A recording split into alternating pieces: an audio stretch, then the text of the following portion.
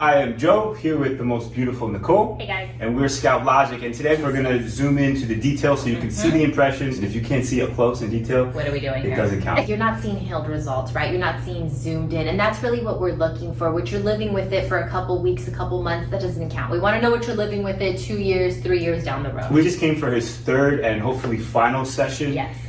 So he had 2 of his first sessions in April of 2022. He knew that he was going to need a third session, but it was for travel reasons. He was like, okay, I'm going to wait for a little bit, and then, you know, that's completely feasible for you guys to do as well. And of course, it's custom, so everyone's going to look a little bit different, but he had good skin. Go ahead. He had amazing skin. I mean, that was the thing, is like he really took care of the aftercare. He really did everything that he was supposed to do, because, you know, like I always tell our clients, you know, we're working on you, but what you do at home is obviously affecting the treatment and the healing process.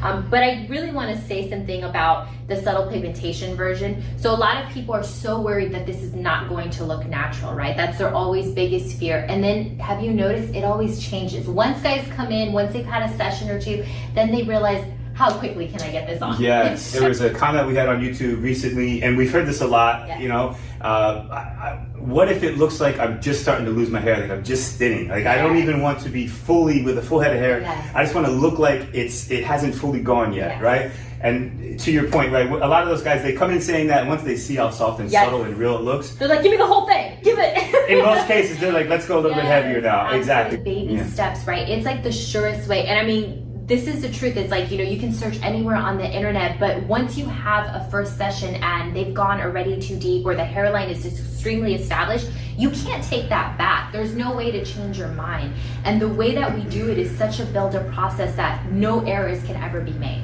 I think that's just so important to highlight. Say about a typical Norwood, I don't know, 5 or 6? I would say about a 5 or 6, yeah. That's definitely lost the frame. He's losing the temple area, he's losing the sides, clear, and then the horseshoe, the dreaded baloney patch that we all hate to look at.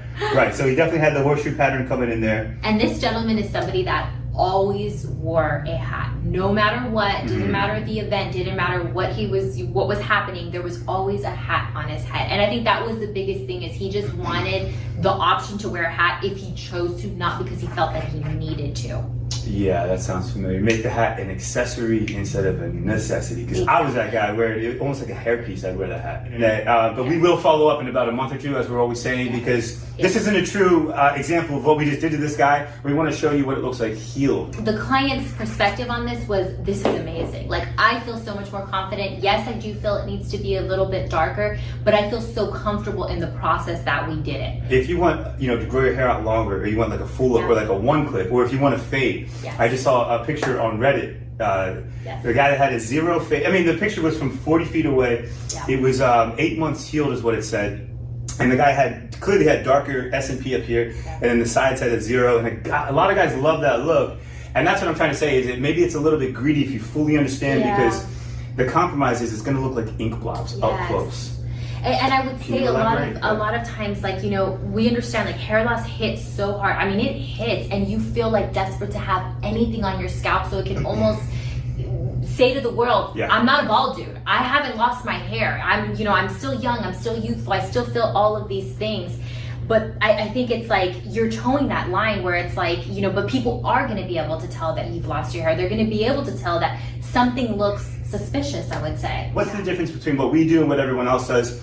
We talk a big game. We say, hey, look, we take 2 or 3 hours longer than a lot of other artists out there, charging about the same price, right? Why do we keep flexing? Why do we keep saying this? And to me, the proof is in the details. The proof is in the visual, is in the picture. But you can see on the sides, on the temples, we don't just stop where the hair loss stops and meets, right? We have to blend into the hair. Into the native hair. So check this out. Like a typical horseshoe pattern can take a typical artist, 4 hours to do, let's say, on an average head, if there is an average. Okay?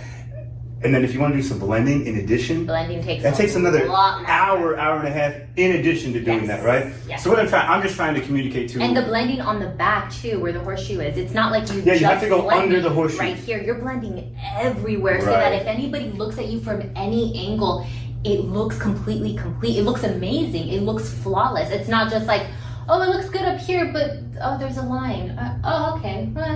Right. It's like off.